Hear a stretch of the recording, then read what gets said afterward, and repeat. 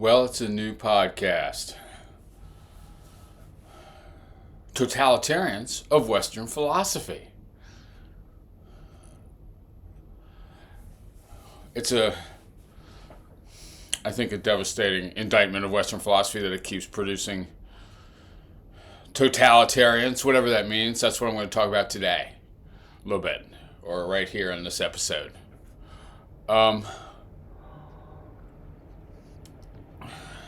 Some of the examples of totalitarian philosophers, like sort of obviously totalitarian philosophers, and I think,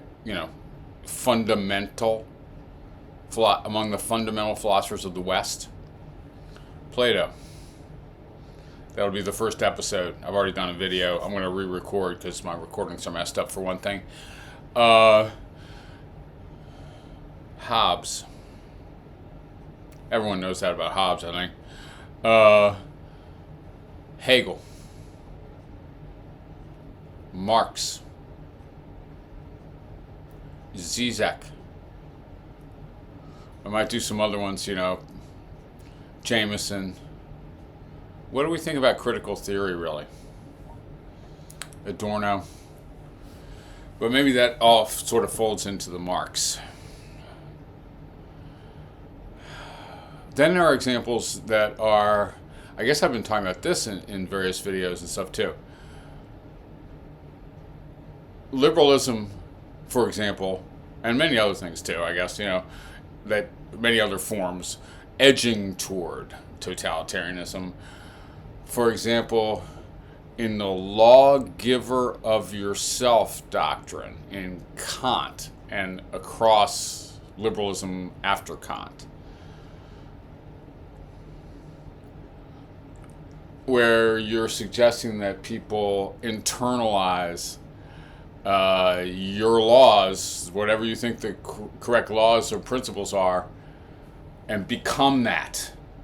Like thoroughly, everyone in the society is permeated by the authority.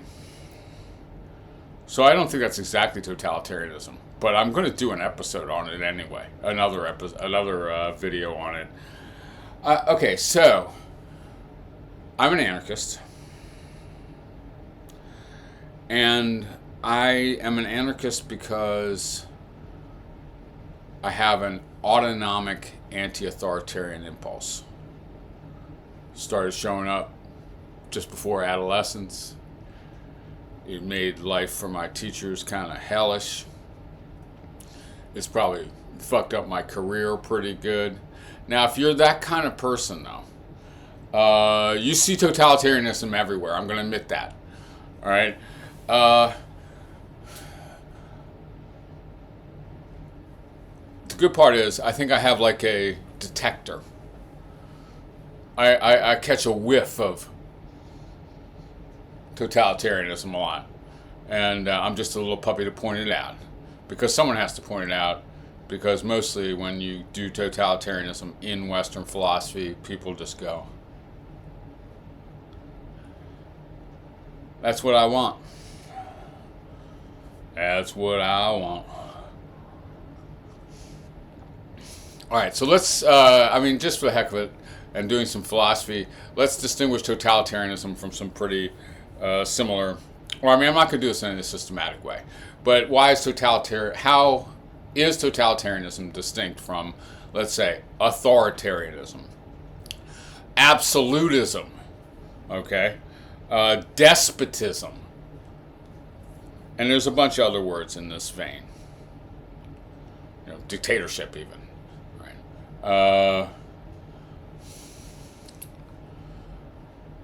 Okay, so here's the approach I am going to take, and partly it's just my basic, I think, plausible approach to defining words along these lines.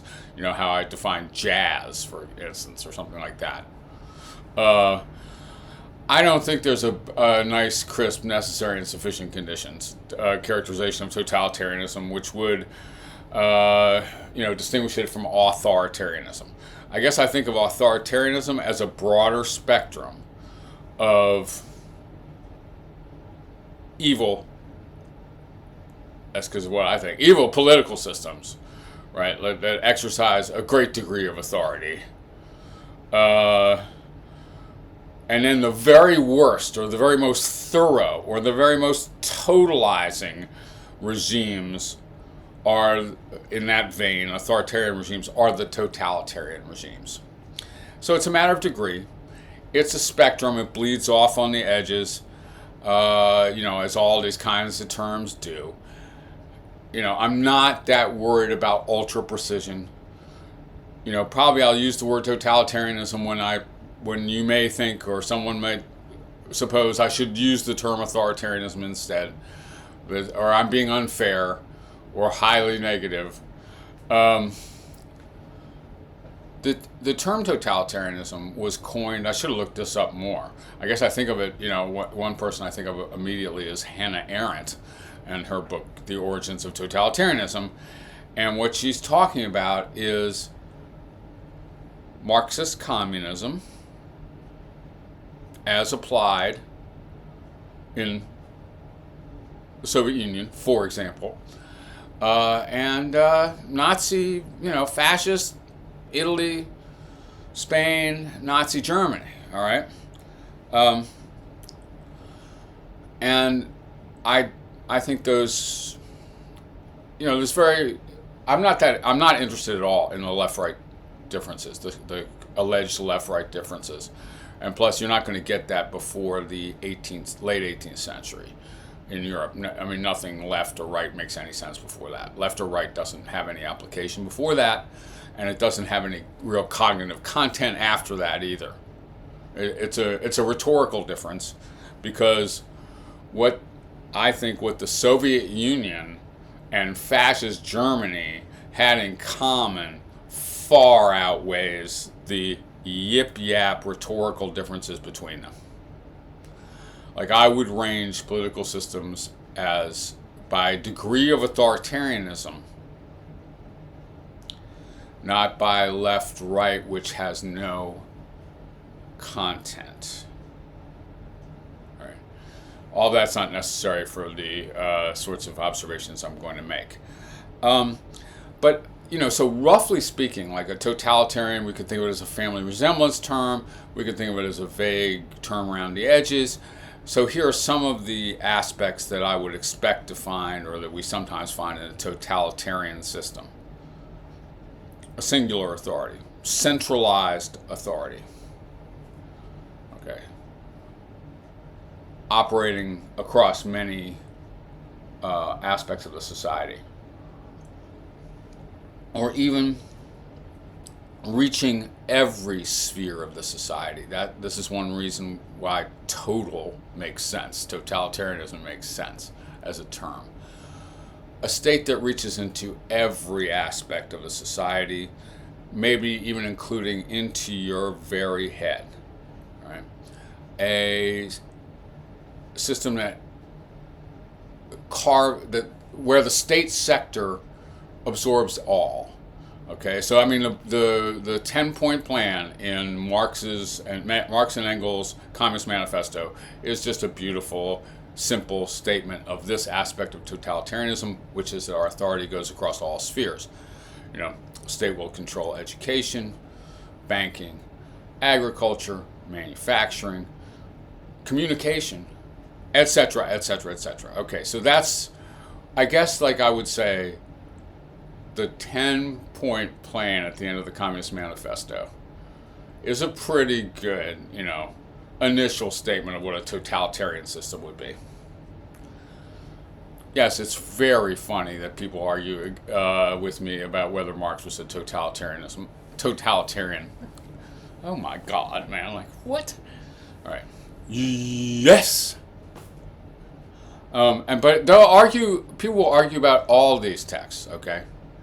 This is one beautiful index of the totalitarianism, actually, of Western philosophy, is that, Plato will say, like, well, the philosopher kings will be ruling by lies and, complete mind control education program for all citizens and shit like that. And people go like, No, what totalitarian? What do you mean? Not at all. Or you read Hegel, the state is our secular God. Freedom consists of obedience to the Prussian state, or some shit like this, okay? You wouldn't believe what's in Hegel's philosophy, right? And people go like, oh yeah, liberal. He's not a totalitarian. What are you talking about? You know, okay. Totalitarian enough to be getting on with, bro. Like, how about some of the great anti-authoritarian political philosophers in the Western tradition? Well, I don't know. Is Thoreau a great political philosopher? Well, he's got a little slice of anti-authoritarianism in there for you, which looks really bizarre in this terrain of Western philosophy. Okay, so yeah, a singular authority extending to every sphere.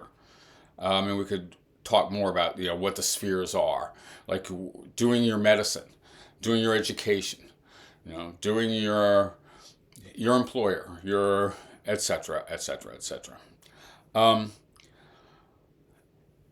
Totalitarian systems, for example, the Nazi and communist systems, modern totalitarianism relies very heavily on surveillance, which is also one of the, China, North Korea, which is,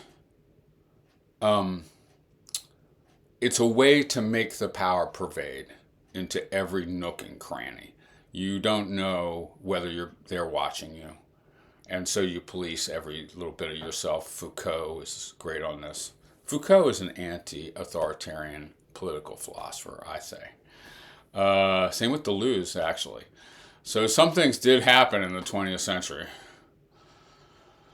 Not a lot before that we still have. And that's, as I guess I've said, I think that's because anti-authoritarian philosophy didn't make it past the bonfire. Neither the philosophers nor the texts. And also it's because academia does not want anti-authoritarianism in any form. It's an authoritarian institution, and it gravitates immediately to authoritarian solutions to anything. Okay, loves a hierarchy, whatever they say, however they yap. That's what they want.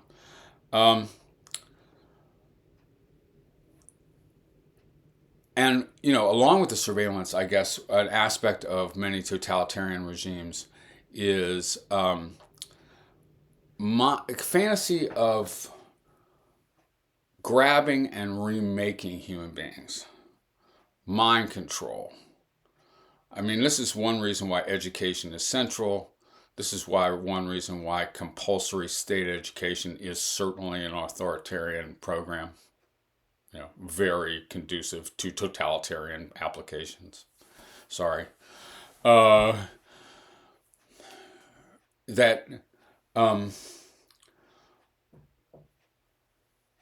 We can remake humanity. This is another totalizing idea. Like, erase and remake humanity. The beautiful first example of this is Plato's Republic, the first great classic in philosophy of education, where basically they're like, Socrates, you want people to believe a whole bunch of bullshit that you've been saying now, okay, about marriages and all of this. Well, the first episode here will be about Plato's Republic. How can you convince people of these ridiculous falsehoods that you are peddling to them? Does this sound like the Socrates you think you know? Because this is the Socrates Republic, the central text of Plato's oeuvre, if you ask me, of the Socratic oeuvre. These aren't practical solutions. You think you're going to erase everything and start again from scratch. What's your technique for doing that? Socrates, education. We're going to grab these people early and remake them entirely and control their belief system utterly, and then we can make them do anything. Now that's a totalitarian fantasy. That's a Kim Jong-un fantasy. That's a Mao Zedong fantasy. That's a Benito Mussolini fantasy. Okay. So,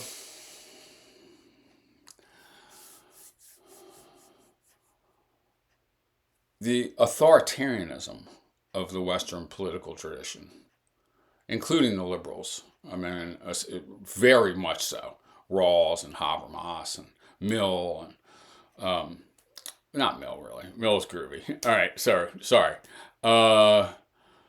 But the authoritarianism that runs across all kinds of political traditions, German idealism. Oh my God! All right, is these things, but also British empiricism is a devastating indictment of the Western Western intellectual tradition. Okay, in my opinion, right? Because I'm an anti-authoritarian.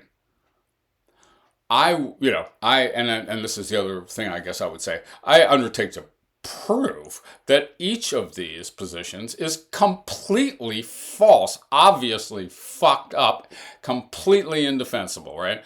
Like if you think you can defend the system of Plato's Republic, or the system of Hegel's philosophy of right, or the system of Hobbes's Leviathan, or the system of Marx's Communist Manifesto, I say I can smash them. They almost come pre-smashed. They're so bad. I mean, a lot of the arguments just are not going to work out. But the basic thrust is evil, dude. So, that's what this podcast is going to be.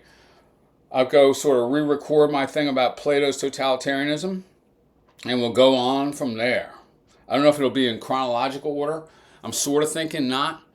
Like I think I might do Plato, and then Hegel, and then Hobbes, and then Marx.